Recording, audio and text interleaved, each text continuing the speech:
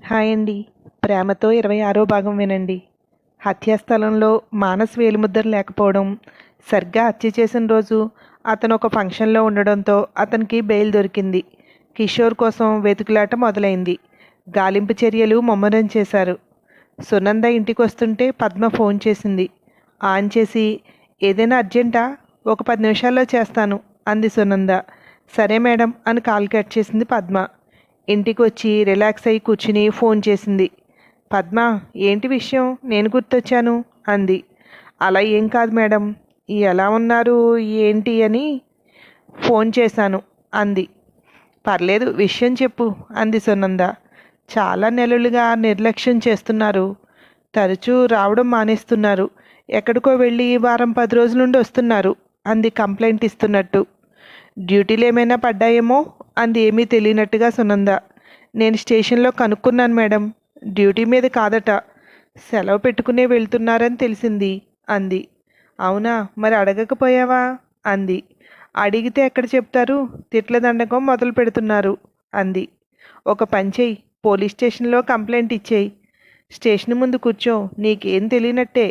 Phone కూడా switch off ఉందని, ఎక్కడికో పంపిస్తూ చెప్పట్లేదని, నా భర్త ఎక్కడున్నాడో చెప్పాలని చాలా ఉంటాయి. ఇక ఇలాంటి తెలివితేటలన్నీ వాడు" అంది. "మీ బాధ నాకు ఇప్పుడు అర్థమవుతోంది మేడం" అంది పద్మ. "అంతే, కొన్ని విషయాలు అనుభవంగానే తెలుస్తాయి" అంది. "మీరు అంత ఈజీగా నాకు ఇచ్చి ఎలా పెళ్లి చేసేశారు" అంది పద్మ. "నువ్వు నచ్చలేదు, నువ్వు నాకు వద్దు అని నా ముఖం మీద చెప్పిన వ్యక్తితో కలిసి జీవితాంతం ఎలా ఉండమంటావు" అంది సునంద. "అవే విషయాలు నాకు చెప్తున్నారు, కానీ నేను వదలాలనుకోవట్లేదు" అంది. "అందుకే ఇలా బాధపడుతున్నావు" అంది సునంద. "అదే మేడం, ఒక్కరోజు రాకపోయినా నన్ను వదిలేశారా? ఎక్కడికన్నా వెళ్ళిపోయారా? ఇంకొకరిని ఎవరినైనా పెళ్లి చేసేసుకుంటున్నారా? ఇలా ఎన్నో ప్రశ్నలు. హాయిగా గుండెల మీద చేయి వేసుకుని, ఇది నా ఇల్లు, ఇది నా సంసారం, ఇతను నా భర్త అనుకోలేకపోతున్నాను" అంది. "మనం అంటే ఇష్టం లేని వ్యక్తితో జీవించటం అలాగే ఉంటుంది" అంది సునంద.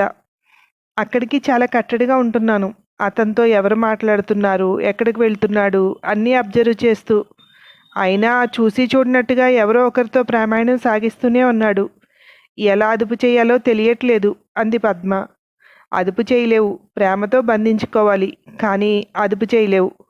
అతను ఒక్క ప్రేమకు బందీ కాదు. ఆ విషయం తెలిసే నువ్వు చేసుకున్నావు, అది మర్చిపోకు" అంది సునంద. "ఏదో ఒకటి చేస్తాను.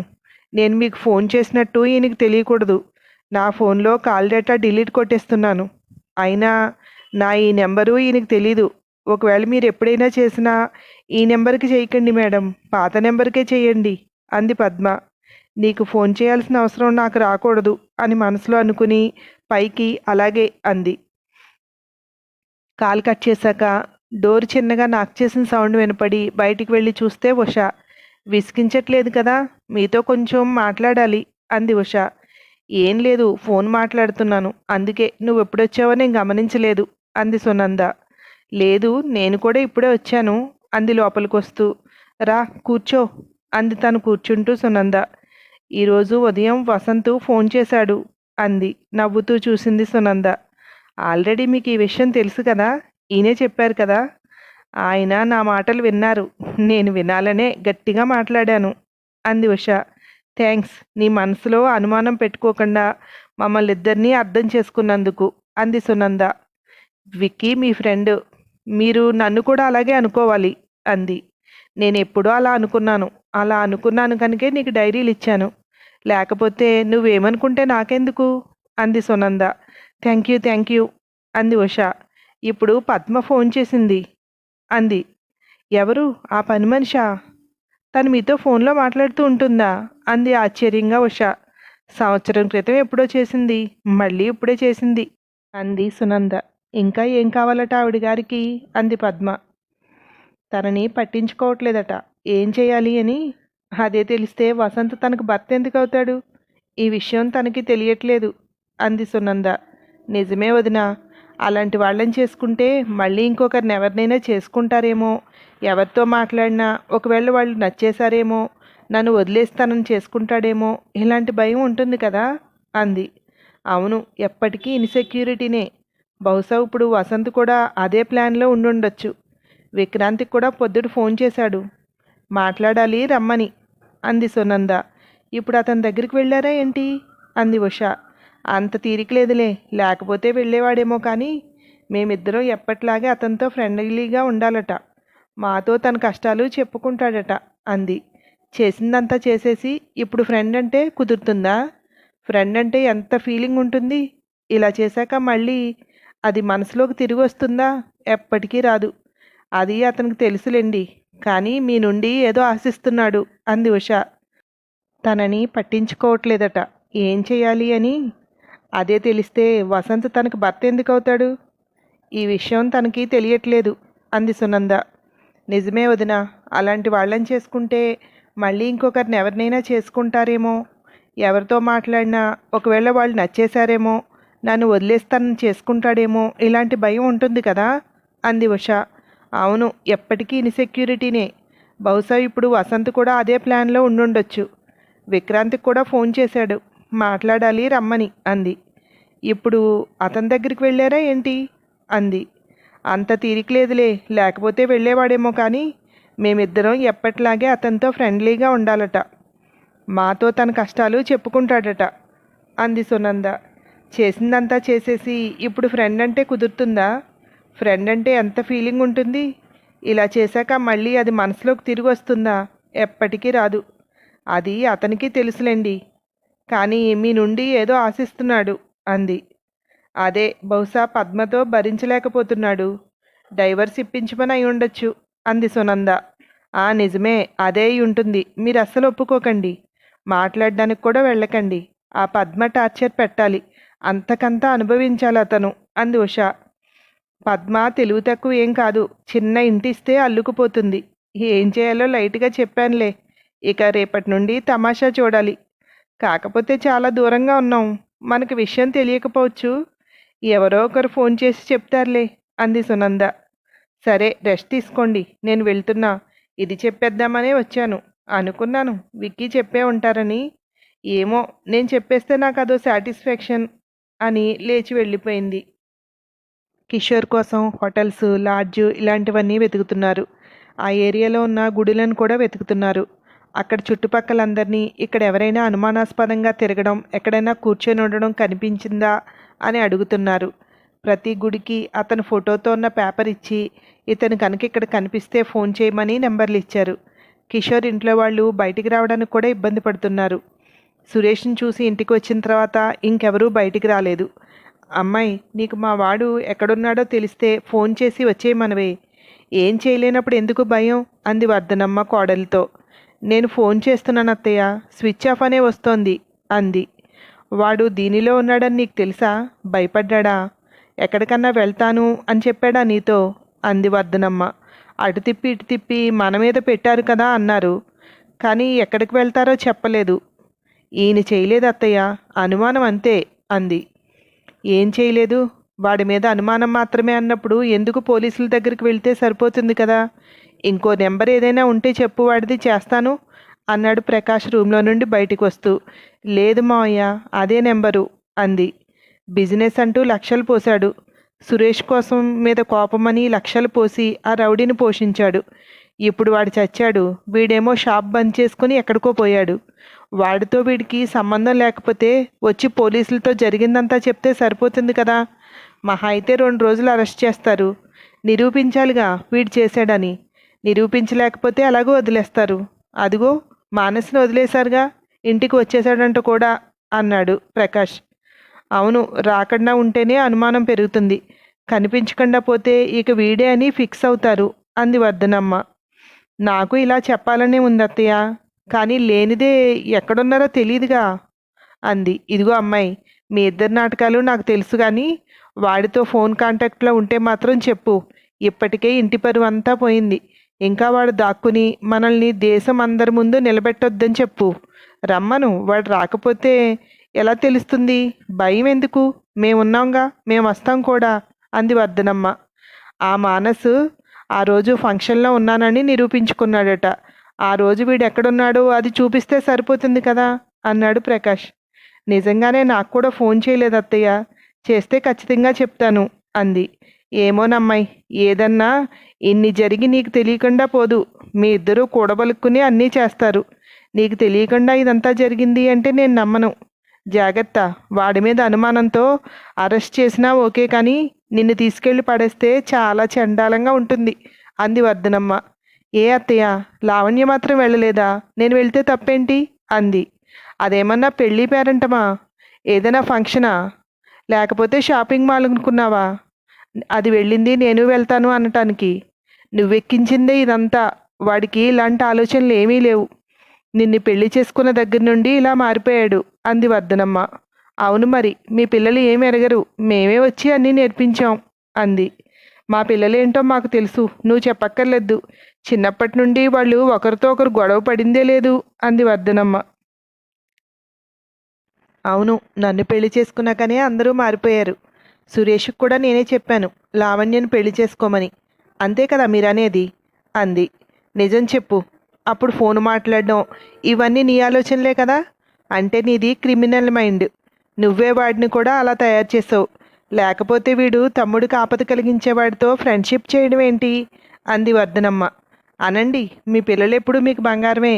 బయట నుండి వచ్చిన వాళ్ళం కదా, మేమే చెడ్డోళ్ళం అంది.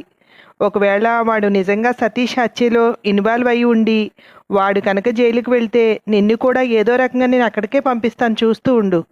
నీ వల్లే నా కొడుకు ఇలా అయ్యాడు అంటూ తన రూమ్లోకి వెళ్ళిపోయింది వర్ధనమ్మ. అవును, ఏమీ తెలియని వెల్లుల్లిపై మరి మీ కొడుకులిద్దరూ. మేము నేర్పిస్తే కానీ నేర్చుకోలేని పరిస్థితిలో ఉన్నారు.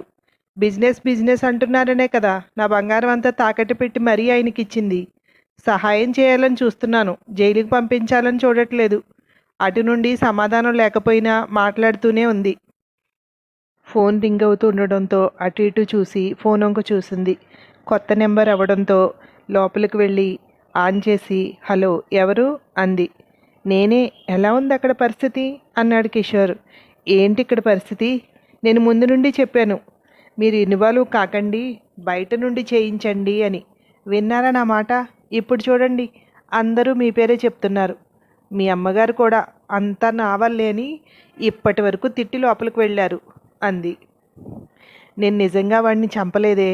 నువ్వు నన్ను కూడా నమ్మకపోతే ఎలా? వాడు సురేష్ని వేసేస్తాడు అనుకుంటే వీడినే ఎవడో వేసేశాడు అన్నాడు. ఎవరికి తెలుసు, ఈ మధ్య మీకు డబ్బు పిచ్చి పట్టింది. ఆ పిచ్చితో చంపేశారేమో అంది.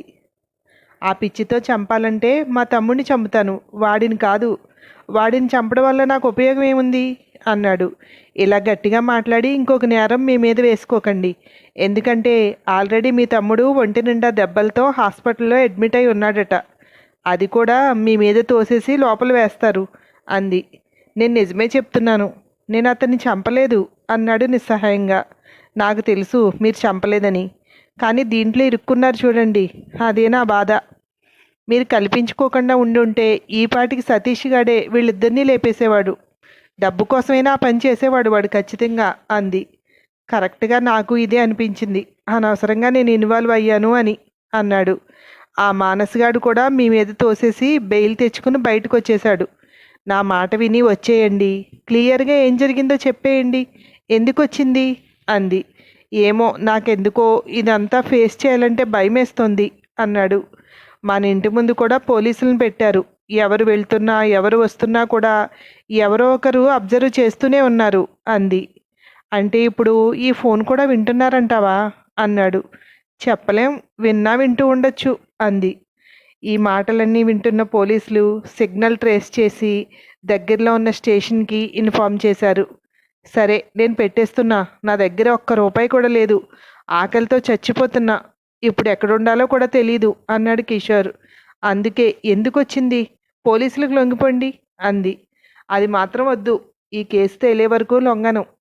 సతీష్ని ఎవరు చంపారో వాళ్ళు తెలుసుకునే వరకు నేను వాళ్ళ దగ్గరికి వెళ్ళను అన్నాడు. మీరు ఇలా బయట తిరిగినన్ని రోజులు వాళ్ళు ఇంకొకళ్ళు ఎవరిని వెతికే పని కూడా చేయరు. మిమ్మల్ని వెతుకుతారు, మీరు కాదంటేనే అప్పుడు ఇంకొకరిని వెతకడానికి వెళ్తారు అంది. అమ్మో, నేను పెట్టేస్తున్నా, ఇంకా మాట్లాడితే దొరికిపోతాను పోలీసులకి అని ఫోన్ పెట్టేసి స్విచ్ ఆఫ్ చేసేశాడు. అక్కడి నుండి వెళ్ళిపోయాడు. ఫోను స్విచ్ ఆఫ్ అక్కడే అవడంతో పోలీసులు వచ్చి ఆ చుట్టుపక్కలంతా గాలిస్తున్నారు. కిషోర్ అక్కడి నుండి అలా నడుచుకుంటూ వెళ్తున్నాడు. చీకటి పడడంతో ప్లాట్ఫామ్ దగ్గర ఎవరో ఇద్దరు సాధువులు పడుకుని ఉంటే వెళ్ళి వాళ్ళ పక్కన పడుకున్నాడు. అతను పడుకోవడంతో వాళ్ళిద్దరూ లేచి అందులో ఒక అతను, ఎవరినైనా నువ్వు అన్నాడు. మనశ్శాంతి లేదు స్వామి, అందుకే ఇలా వచ్చేశాను అన్నాడు కిషోర్. ఇంట్లో భార్యతో గొడవ, మేము అందుకే ఈ కషాయం కట్టాం, ఇప్పుడు ప్రశాంతంగా బతుకుతున్నాం అన్నాడు. వెంటనే కిషోర్కి మెరుపులో ఒక ఆలోచన. ఇలా కాషాయం వేసుకుంటే ఇక నన్ను ఎవరూ గుర్తుపట్టరు అనుకుని, స్వామి నాకు సన్యాసం ఇచ్చి నాకు ఒక జత బట్టలు ఇచ్చారంటే నేను మీతో పాటు తిరుగుతాను, మీ ఇద్దరికి సేవ చేసుకుంటాను అన్నాడు.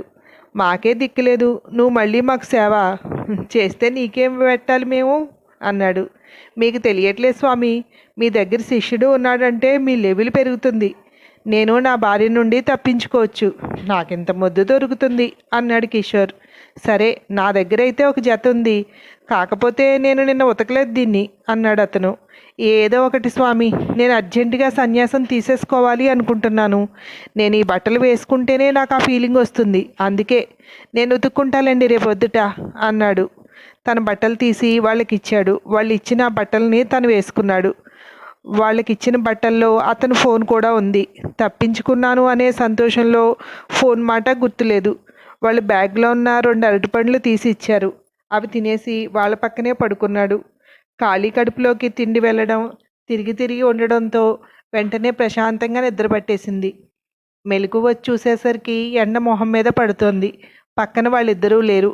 అమ్మో, నా బట్టలు ఫోను అనుకున్నాడు. సరేలే, ఈ బట్టలతో పోలీసుల నుండి తప్పించుకుని తిరగచ్చు అనుకుని, సతీష్ని చంపినవాడు ఎవడో తెలిసే వరకు తప్పదు నాకిది. ఇప్పుడు ఆ ఫోన్ వాళ్ళు ఆన్ చేసుకుంటే పోలీసులు వస్తారు అంటే వాళ్ళు అప్పుడు చెప్పేస్తారుగా నేను ఈ బట్టలు వేసుకున్నానని. ఇక్కడుంటే దొరికేస్తాను అనుకుని గబగబా లేచి వెళ్ళాడు. అలా నడుచుకుంటూ నిర్మానుష్య ప్రాంతానికి వెళ్ళిపోయాడు. నెత్తి మీద ఎండ, కడుపులో ఆకలి.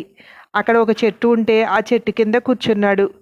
స్వాములిద్దరూ ఫోన్ని ఆన్ చేశారు. ఆన్ చేసిన వెంటనే సిగ్నల్ రావడంతో పోలీసులు అలర్ట్ అయ్యి దగ్గరలో ఉన్న పోలీస్ స్టేషన్కి ఇన్ఫర్మేషన్ వెళ్ళింది.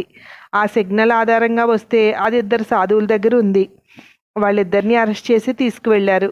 ఈ ఫోన్ ఎక్కడిది మీకు అన్నాడు ఎస్ఐ. మాదేనండి, మేమే కొనుక్కున్నాం అన్నాడు ఒక అతను. మీరు చూస్తే సాధువుల్లా ఉన్నారు, మీకు ఫోన్ ఎందుకు, నిజం చెప్పండి.